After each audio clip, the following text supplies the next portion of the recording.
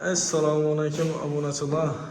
Sağlıklı yaxshimizlar xolasa bugün yana bir parti eshiklarimizni o'rnatdik. Ko'rib boraverasizlar, xudo xolasa. Endi prashinli bo'ldi.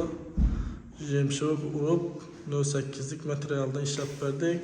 Yana bahor boraverasizlar, xudo xolasa. Çok jetib ishladik obunachilar.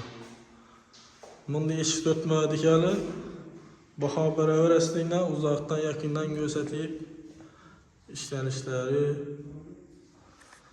yani kulaklar, zamoklar, sonra kirip değişiklikler gelen zaman görebilirsiniz. Kapılar uğramında karşıda aynalar bile işlep verdik. 16'lık karşıda aynalıyız. Aynalıyızlara üzerine koştuk daha olasa.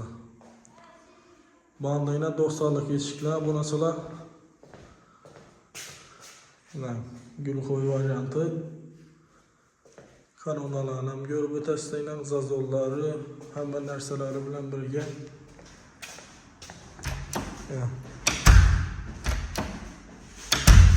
Bunların dabulların hemmesinde dabul var. 8 eşik oldu bu. İlk etajları anlatıp verdik obunachilar. Endi prashinli. En yaxshi materialdan ishlab berdik, filmini bo'lib chiqdi xudo xolasa. Obunachilar ko'rib boraverasizlar. Yaqinlashtirib, kaçtıvaların nələrini obunachilar xudo xolasa. En sifatli material klassiyadan turistik klassiyada ishlatdik. Obunachilar. Kanalımıza abone olmayanlar abone olup koyasızlar, kollab durasızlar, like'larını basasızlar. Xudo xolasa sizler için xizmatdamiz. Yine görebilirsizlar kanallarını bilan 3 yarma kapı, 5.90'lık kapı oldu muydu? 8 eşik o'rnatdik. Yine açılıp bekleyişleri ve dabullarını görebilirsizlar. Yine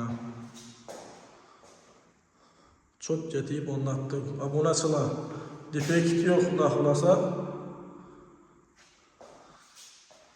Xiva Shixla mahallasındamiz bugün. Xiva Shixlada o'rnatdik. Yana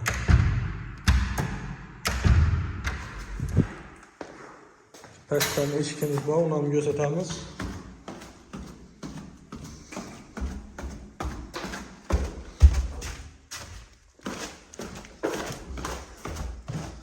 Banda yine bir yarma kapımız yine obunachilar.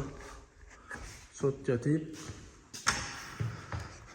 Endi bularni pullarına kelsak, kimga qiziqarli bo'lsa, pullarni aytamiz. Buni pulini aytmadingiz desalar, obunachilar, buni pullarına kelsak, kvadratı 1.300.000 so'mdan bo'ldi. Xudo xolasa kelishib ishlab beramiz.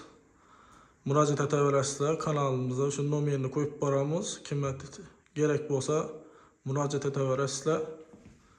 Aynalar ham addinli bo'ladi.